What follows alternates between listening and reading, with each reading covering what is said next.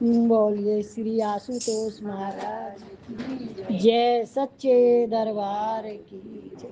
भगवत प्रेमियों, सभी के हृदय में बसे हुए शुद्ध परमात्मा को शुद्ध हृदय से नमस्कार नमस्कार नमस्कार। सभी के हृदय में बसे हुए शुद्ध परमात्मा को शुद्ध हृदय से नमस्कार नमस्कार नमस्कार। गीता का 16वां अध्याय, इसमें बहुत कुछ ऐसा आएगा, आप सुनो और समझो। श्री परमात्माए नमः 16वां अध्याय। उस अत्यंत गोपनीय बात का अधिकारी कौन होता है? भगवान देवी संपत्ति वाला होता है। देवी संपत्ति वाले मनुष्य के क्या लक्षण होते हैं? भगवान बोले वे इस प्रकार है, मेरे ही दृढ़ भरोसे अभय रहना, अतः कर्म में मुझे प्राप्त करने का एक दृढ़ निश्चय होना, मुझे तत्व से जानने के लिए हर एक परिस्थिति में सम रहना, सात्विक दान देना, इंद्रियों को वश में रखना, अपने कर्तव्य का पालन करना, शास्त्रों के सिद्धांतों को अपने जीवन में उतारना, अपने कर्तव्य का पालन करते समय जो कष्ट आए उसको प्रसन्नता पूर्वक सहना, तन मन वाणी से सरलता, तन मन वाणी से किसी भी प्राणी को कभी किंचिन मात्र भी कष्ट न पहुंचाना। जैसा देखा सुना और समझा वैसा का वैसा प्रिय शब्दों में कह देना। यह किसके लक्षण है? देवी संपत्ति वाले मनुष्य। देवी संपदा किसको कहते हैं? देवी संपदा में भी सुख पहुंचाना है, जैसे निर्मल मन हो, देवताओं के लक्षण। देवी संपदा देवताओं के लक्षण। इससे आप अपने ऊपर सारी चीजों का अनुसरण करेंगे जो गीता के हिसाब से है, तो आपका अंतःकरण शुद्ध, चित्त शुद्ध, मन निर्मल हो जाएगा। और करता ये अच्छी बात है। क्या ये जितने भी देवी संपदा के लक्षण पड़े हैं ना, आपने जो बताए हैं भगवान ने क्या क्या कर्तव्यों का पालन करते हुए किसी, अभी मैं आपको और तरीके से समझाती हूँ ताकि आप इनको समझ सको। हमारा जो जीवन है उसमें कर्म प्रधान रहेगा। आंखें देखेगी, कान सुनेंगे, ये तो आप कभी किसी भी चीज से त्वचा स्पर्श करेगी। अभी देखो मैं आपको उदाहरण के तौर पे बताती हूँ। हम ट्रेन में जाते हैं, बस में जाते हैं, भीड़ होती है बहुत, तो हम कैसे बैठ जाते हैं? जगह सरका के, फिर भी उसको अड़ के बैठना पड़ता। लेडीज जेंट्स से कोई मतलब, उस समय हमारे अंदर कोई भावना होती है ये लेडीज है कि जेंट्स है? सिर्फ हमारे अंदर एक ही भाव होता है कि मुझे बैठने के लिए जगह मिल जाए। उसमें क्या भाव काम करेगा? एक होता है कि मैं कहाँ बैठूं, किसके साथ बैठूं, यह आपका भाव है। वैसा आपके अंदर भाव उत्पन्न होगा। दो तरह की बातें आपको समझ में आई कि आपके अंदर में क्या चल रहा है और आप क्या चाहते हो। ये हमारा अपना कर्म है, ठीक है। अब इसमें जो देवी संपदा के जो गुण आए हैं, ये हमारे कर्म में प्रधान है। जब हम कर्तव्य कर्म करते हैं जीवन में, तो उस समय हमें इनसे किस तरीके से व्यवहार में लाना है, ये हमारे लिए ही है गीता। उस अत्यंत गोपनीय बात का अधिकारी कौन होता है? भगवान देवी संपदा वाले होते हैं। जो देवी संपदा वाला होता है वही होता है। देवी संपत्ति वाले मनुष्य के क्या लक्षण होते हैं? अब ये लक्षण आएंगे। भगवान बोले वे इस प्रकार है, मेरे ही दृढ़ भरोसे अभय रहना। अभय मतलब भय रहित होना चाहिए। अभय रहना,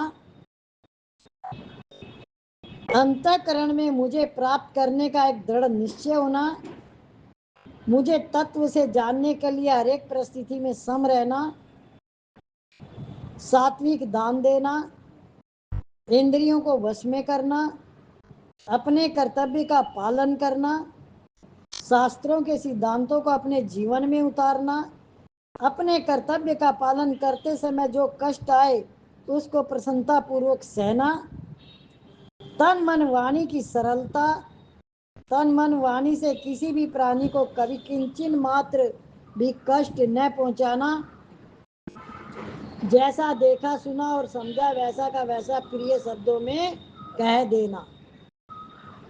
अभी मैं एक एक को नहीं इसलिए खोल रही हूं कि आप खुद अपने जीवन में कैसे जीवन जीते हैं उसका आप समझो। जैसे हमारे जीवन में कितनी तरीके की ऐसी चीजें आती है जो हम नहीं चाहते देखना, फिर भी टेलीविजन है, कहीं जा रहे हैं कहीं आ रहे हैं, कुछ भी होता है, तो क्या हम उसको अपने जीवन में लगाते हैं? हम उसको काट देते हैं वहीं कि ये मेरा विषय नहीं है। आंखों ने देखा और कान ने सुना और उसका आपने कोई भी अपने ऊपर नहीं लगाया तो उस सीन का आपसे कोई लेना देना नहीं। इससे अंतःकरण बनता, अंतःकरण शुद्ध होता है किस बात से? जब भक्ति भाव सतोगुण हमारे अंदर आता है और निर्लेप नारायण, यानी कि मैं स्वयं ही वो आत्मा हूँ, मुझ आत्मा में ये सारा जगत व्यापक है, जो हो रहा है मैं देखने वाला दृष्टा हूँ। ये आपके अंदर निरंतर भाव रहना चाहिए। दृश्य के साथ आपका संबंध नहीं है और होगा नहीं, वो है ही नहीं। वो दर्श काल्पनिक है, आंखों का विषय है, कान का विषय है। क्या कुछ समझ में आ गई या नहीं आया? समझ में आया?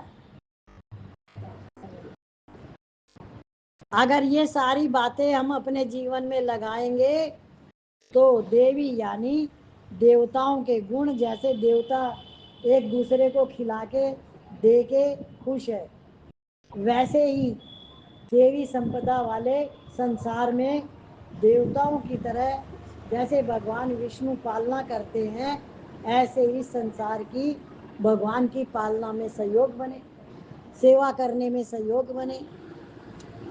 जो मनुष्य रजोगुणी होता है उसके अंदर इच्छा लालसा इतनी प्रबल होती है, वो सिर्फ मोह और लोभ में, क्रोध में, अहंकार में ऐसा लिप्त रहता है, उसको सामने कौन क्या है कुछ दिखाई नहीं देता। तो इसलिए हम संसार में आए, हम जीती बाजी हार के न जाए, या जीती बाजी हार के न जाए, क्यों मानव तन तो मिल गया, अब पुरुषार्थ अपना रह गया। बाकी पुरुषार्थ में कमी नहीं रहनी चाहिए। तो मोह वालों के पास बैठो, लेकिन मोह में मत फंसो, उनसे द्वेष मत करो, उनसे इच्छा मत रखो, प्रेम करो। किससे? घर परिवार वालों से, मोह वालों से नहीं। कितनी जल्दी तुम लोग गलत शब्द को बोलते। जो आपके मोह वाले हैं वो आपका घर परिवार है? कौन है वो मोह वाले हैं? आप करते हो तो वो मोह आपका है, उनके अंदर है वो मोह। क्या सुनते और क्या बोलते? अगर मनन करके बोला जाए तब भी हम गलत नहीं बोलेंगे। जो फटाक से शब्द निकलता है तो गलत निकलता है। इस पे तो हमेशा ही विचार करना चाहिए कि कोई भी शब्द बोलने से पहले सोचना है, मैं बोल क्या रहा हूं, मैंने सुना क्या है, तो आप कभी भी गलती नहीं करेंगे। मेरा स्वरूप समझकर किसी पर कभी क्रोध न करना। भगवान ने क्या कहा है? मेरा स्वरूप मतलब मुझको ही देखो और उन पे क्रोध मत करो। कौन कौन करता है क्रोध अभी तक? और झूठ मत बोलना यहाँ पे, क्योंकि मुझे बहुत कुछ समझ में आता है क्रोधी का यहाँ पर भी, लेकिन मैं उसका खाता जांचने वालों में से नहीं हूँ। पर झूठ न बोले इसलिए बोल रही हूँ। क्रोध किस किस को आता है? तुम्हें क्रोध क्यों आता है? हुँ? तो क्रोध आता है तो आप सिमरन करा करो और उनसे इच्छा मत रखो। क्रोध आता है तो आपका द्वेष भी होगा। फिर मोह, मोह में क्रोध होगा। मोह में तो क्रोध नहीं होता, क्रोध होता है लोभ में, द्वेष में, मोह में नहीं होता। आपको क्रोध कब आएगा? जब आपकी इच्छा कोई पूरी ना करे। पूरी कर दी तो अहंकार आएगा, पूरी नहीं करी तो क्रोध आएगा। चुप उतना मत रहो कि अंदर ही अंदर शत्रु पलता रहे। भजन भी करो तो जोर जोर से बोल के करो। क्या सीताराम सीताराम लिखने का कर लो, लिखने से भी सारा शंका बाहर निकलती है। हाँ, इससे क्या, आप उन किसी से कोई इच्छा मत रखो, फिर क्रोध नहीं आएगा। इच्छा ही, किसी को हम कुछ भी मान लेते हैं, वो मैंने माना हुआ है, सामने वाला तो मुझे नहीं मान रहा है ना। ये बात कभी भी किसी के समझ में आई है आज तक कि जिसको मैंने जिस तरीके से माना है सामने वाला मानता है क्या? और मैंने भी स्वार्थ के लिए माना हुआ है, मैं भी स्वार्थी हूँ। हकीकत और सच के अंदर जाओगे तो जल्दी निवारण हो जाएगा, द्वेष खत्म हो जाएगा, इच्छाएं खत्म हो जाएगी, तो क्रोध भी नहीं आएगा। जोर जोर से भजन गाओ घर में, अपने कमरे में, तो वो क्या अंदर से निकल जाएगा सब। क्रोध आता है वो लिखो, जिस पे भी आता है उसको बोलो मत कुछ भी। एक रजिस्टर बना लो, उसमें लिखो वो वाली सारी बातें जो मुंह से बोलनी थी। तो पहली बात तो वो बात बाहर निकल चुकी, और लिखने में आपका वो उन लोगों को नहीं कहा गया तो रिटर्न में नहीं आएगा कुछ भी। वो रिटर्न भी तो देंगे ना। आप क्रोध करोगे तो एक बात की दो बनी, दो की बनी चार, चार की बनी आठ, दोनों का नुकसान हुआ। अंदर वाला तो ज्यादा बड़ा शत्रु होता है। हाँ, वो अंदर नासूर बना देता है। जैसे स्प्रिंग कहते हैं ना, उछला ही नहीं तो कैसे उछलेगा? जब उसका दबाव ज्यादा हो जाएगा तो वो उछल जाएगा। आपका क्रोध रोज नहीं निकलता तो महीने में एक बार तो जरूर निकलता होगा, कभी कभी वही, क्योंकि वो दबा हुआ है। निवारण करना पड़ता है हर चीज का। आप किसी से इच्छा मत रखो, क्रोध आना बंद हो जाएगा। कोई आपका काम करके दे ना करके दे, जितना हो सके उतना ही कर लो। किसी से इच्छा करने से क्या फायदा? और आपने इतना उनको पकड़ ही क्यों रखा है? क्या आपने संसार को पकड़ा ही क्यों है? जब शरीर ही रोज परिवर्तन हो रहा है और किसी की तो बात ही क्या। अपने अंदर ही झांक लिया करो रोज कि किसी और के ऊपर उंगली करूं उससे पहले तीन उंगली तो मेरे ही पास है। क्या है कि नहीं?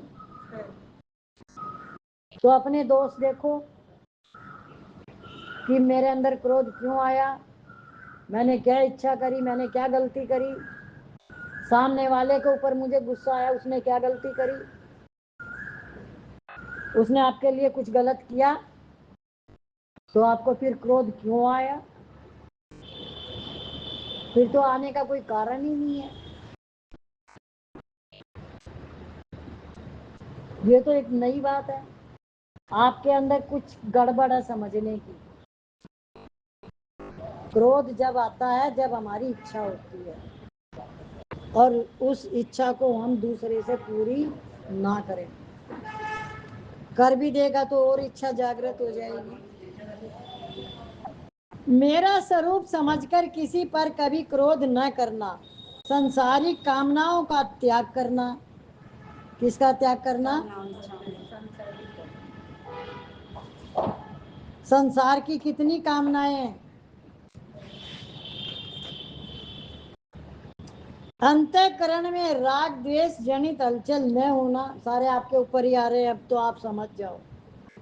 चुगली न करना, संपूर्ण प्राणियों पर दया का भाव होना, सांसारिक विषयों में न ललचाना, हृदय का कोमल होना, कर्तव्य करने में लज्जा होना। यानी आप कोई कर्तव्य करते हो, संसार में कितने तरीके के अकर्तव्य करने में लज्जा होना। अकर्तव्य का मतलब होता है जो करने लायक काम न हो, वो आप करो तो आपको उसको पहले समझना है कि मुझे ये नहीं करना चाहिए। अकर्तव्य करने में लज्जा होना, चपलता उतावलापन न होना। चपलता समझ में आता है? चंचलता, जो मुंह में आया बोल दिया, जहां मर्जी बोल दिया, इसको चपलता कहते हैं, चंचलता कहते हैं। उतावलापन न होना, शरीर और प्राणी में तेज प्रभाव होना, शरीर और वाणी में तेज प्रभाव होना। वाणी में उत्तेजना, तेज भाव होना, नहीं गुस्सा नहीं, भाव तेज, यानी अपने बल का सही उपयोग करना। सही बोलेंगे तो रोब से बोलेंगे, रोब नहीं होता वो, प्रेमा भक्ति में जो आएगा। आज शब्द सबके अलग अलग तरीके से आएंगे। देखो, चपलता उतावलापन, शरीर में, वाणी में तेज प्रभाव होना। प्रभाव का मतलब होता है जैसे अभी आपको ये वाणी चल रही है, सुन रहे हो, तो मेरे शब्दों से आप समझते जाओ कैसे कैसे बार बार शब्द अलग अलग तरीके से निकलेंगे, एक ही तरीके से नहीं निकलेंगे। जैसा शब्द आएगा वैसे ही वाणी हो जाएगी। दीदी, इसका मतलब ये है कि हम जो कुछ भी बोले सामने, उसको मेरी मैंने बात का प्रभाव पड़ना चाहिए, प्रभाव पड़ना बात की चाहिए। वैल्यू इसने क्या बोली है, किस तरीके से आदमी पे प्रभाव पड़ना चाहिए इस बात का, वाणी का प्रभाव पड़ना।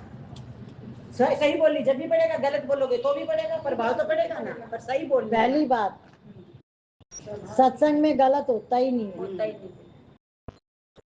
गलत सहन करता है पर बोलता नहीं है। और सहन करने वाला सामने वाले को अपने आप जता देता है कि उसने गलती की है। अगर सामने वाले ने गलत शब्द बोला आपको, किसी ने भी किसी को, और आपने उसको उल्टा जवाब नहीं दिया है और उसकी तरफ देख कर आप चुप हो गए, वो अपने आप समझ जाएगा गलती मैंने की है, अपनी गलती को तो समझ जाएगा। तो शब्द का आप ध्यान से समझते जाओ, वाणी कैसे कैसे ऊपर नीचे होती है अपने आप, कुछ नहीं हो रहा पर फिर भी होती है अपने आप। ध्यान से सुनो। कर्तव्य करने में लज्जा होना, चपलता उतावलापन न होना, शरीर और वाणी में तेज प्रभाव होना, अपने में दंड देने की सामर्थ्य होने पर भी अपराधी के अपराध को माफ कर देना।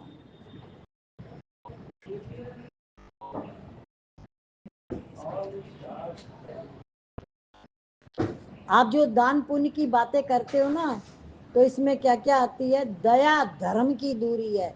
जिसके अंदर दया है वो धर्मात्मा है, और क्षमा है वो सबसे बड़ा दानी है।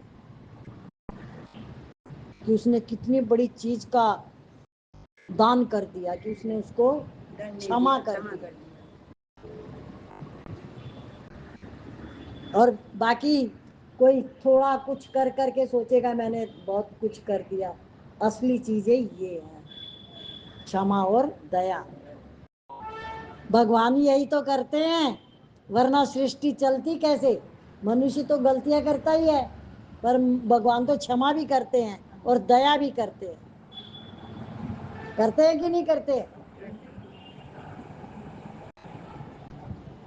तो एक भजन आता है ना, दयालु तुम्हारी दया चाहता हूँ, दया चाहता हूँ, दयालु तुम्हारी दया चाहता हूँ, दया चाहता। क्यों कह रहा है भगवान को कि दया चाहता हूँ? क्यों चाह रहा है? क्योंकि उसको जरूरत है कि मुझे क्षमा भी करो और दया भी करो मेरे ऊपर। ऐसे ही ये काम खुद भी करें। जो हम दूसरे से चाहते हैं सुख लेना, वो सुख उनको पहुंचाए। अगर आपने सुख पहुंचाना शुरू कर दिया तो आपको किसी से कुछ मांगने की इच्छा ही नहीं पड़ेगी, क्योंकि देने वाला हमेशा खुश रहता है। जिसके अंदर इच्छाएं नहीं है ना, वो खुश रहता है, और लेने की इच्छा वाला सदा दुखी रहता है। क्यों? वो लालसा तो बढ़ती ही नहीं है कभी भी। और इस तन को कितना खिलाएगा, कितना पहनाएगा, क्या क्या करेगा। धुला हुआ साफ कपड़ा होना चाहिए, देखो, और साफ सुथरे ढंग से रहना चाहिए, ये तो शरीर की बात है। और छल कपट, राग द्वेष, इच्छा कामना, लोभ मोह क्रोध, ये नहीं होनी चाहिए। ये मन की शुद्धि है। और चित्त शांत, निर्मल, शुद्ध, पवित्र होना चाहिए चित्त, जिसमें चैतन्य महाप्रभु 5 ज्ञान इंद्रियों को जागृत करता है। तो वहां राम राम राम राम राम राम दिखाई दे। क्या दिखाई दे? राम राम राम राम राम राम। चित्त के अंदर समझ में आ गया? चित्त की शुद्धि हुई, चित्त की शुद्धि, सब में वो राम नजर आए।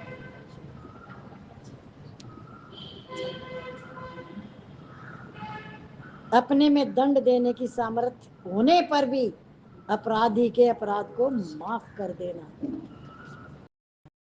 समझ में आ गया? आपके पास वो पावर है कि आप क्षमा न करो, उसको दंड दो, फिर भी आपने उसको क्षमा कर दिया। जिसके पास पावर होती है ना, वो उसको ज्यादा ही वो कर देता है उपयोग। तूने एक बार तो दंड दे दिया। अभी आपको मैं एक और चीज बता दूं, ये सत्संग की वाणी से ही मुझे पता चलता है, महाराज जी की कृपा से। आप जिस समय किसी को दंड तो दे दोगे उसकी गलती पे, लेकिन इसके परिणाम दंड वाले ही आएंगे आपके पास। और क्षमा आपने कर दिया, दया उस पे कर दी, तो वही परिणाम आपके पास आएंगे। सब कुछ आप खुद हो, इस बात को हमेशा समझ जाओ। जो बोता हूं मैं ही बोता हूं, जो काटता हूं वो मैं ही काटता हूं। तो इसलिए जागृत अवस्था में रहें और सबसे प्रेम करें। क्रोध आ भी जाए, मन कहीं कहीं भाग भी जाए, तो उसे वापस लाओ। और उस जो बात आपको अच्छी नहीं लग रही उसको कट्टा मार दो। जैसे गया था, उसका मनन चिंतन किया था, वैसे ही कट्टा भी तो वहीं लगेगा कि मेरा इससे, इस दृश्य से क्या संबंध। ये कट्टा, तो आपने उस दृश्य को कट्टा लगा दिया। क्योंकि जीवन कैसे भी आप क्या करते हो सुबह से रात तक वैसे ही चलता है। अब गार्डन में कौन बैठा है कौन नहीं, हमारी तो देखने की वो नहीं रही, हम देखते ही नहीं है कौन बैठा है। हमारा ध्यान ही जाना बंद हो गया कब से। इस बात का हमने पहले मनन चिंतन किया और उसके बाद ध्यान ही हट गया वहां से। आंख यूं चली भी जाती है तो ये नहीं पता चला कि क्या देखा था। क्यों? क्योंकि अंदर में नहीं है वो। अंदर हो तो बाहर जाएगा। तो सबसे पहले किसकी इंक्वायरी करनी है? अंदर की। हर एक परिस्थिति में धैर्य रखना, शरीर को शुद्ध रखना, बदला लेने की भावना न होना, अपने में श्रेष्ठता का भाव न होना। हे भरतवंशी अर्जुन, ये सभी देवी संपत्ति को प्राप्त हुए मनुष्य के लक्षण है। अर्थात इन लक्षणों वाले को मेरी भक्ति का अधिकारी मानना चाहिए। असुर वाला हम कल पढ़े वो। और दीदी एक एक चीज ज्यादा देर तो दोनों मिक्स हो जाए। बहुत अच्छे, बहुत अच्छे। वहाँ पर दिन का अंतर है, आसुरी छीना जाती है, आसुरी संपत्ति एक बार भी ये याद नहीं किया कि अभी क्या क्या हुआ था। है आसुरी में पहुंच गई, हमने तो चालू भी नहीं किया। मैं कह रही ना मिक्स हो जाएंगे, मिक्स नहीं होंगे, वो चीज अलग है, ये चीज अलग है। तो चिंतन तो यही करना था, क्षमा दयाशील संतुष्टि। कृपा सतगुरु को भजन है कृपा बड़ी तेरी सतगुरु इसमें निकाल देना मोबाइल में व्हाट्सएप पर कृपा तेरी। वो मैं वैसे गा दूंगी।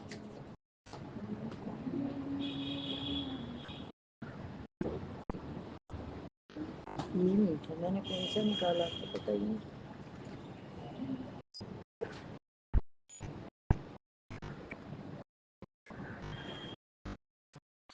कई कागज लगा रखे हैं पता नहीं। चलो हम ये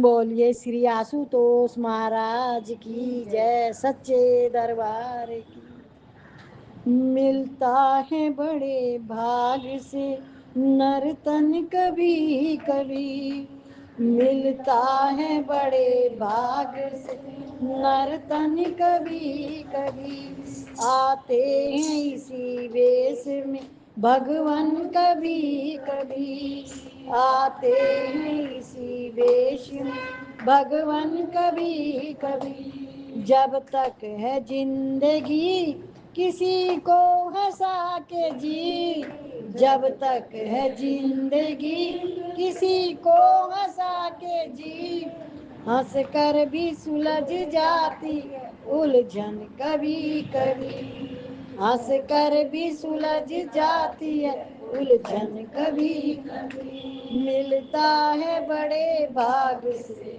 नर्तन कभी कभी, कोई बुरा नहीं है भले मन के वास्ते, कोई बुरा नहीं है भले मन के वास्ते, इस मन से मिल जाता है प्रीतम कभी कभी, मन से मिल जाता प्रीतम कभी कभी, मिलता है बड़े भाग से भगवान और इंसान में कोई फर्क नहीं, भगवान और इंसान में कोई फर्क नहीं, वो ज्योति बन आती है छीन छीन कभी कभी, वो ज्योति बन आती है छीन छीन कभी कभी, मिलता है बड़े भाग से नर्तन कभी।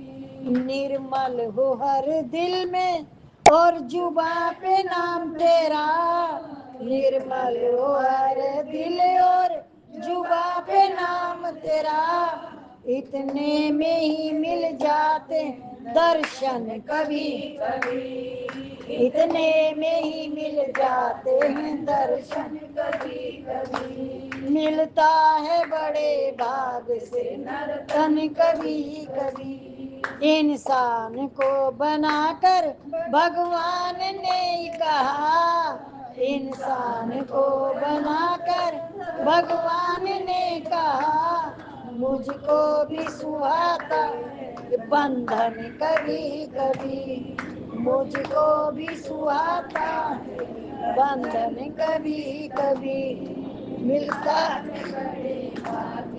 नर्तन कभी कभी, आते हैं इसी वेश में भगवान कभी कभी। बोलिए श्री आशुतोष महाराज की जय, सच्चे दरबार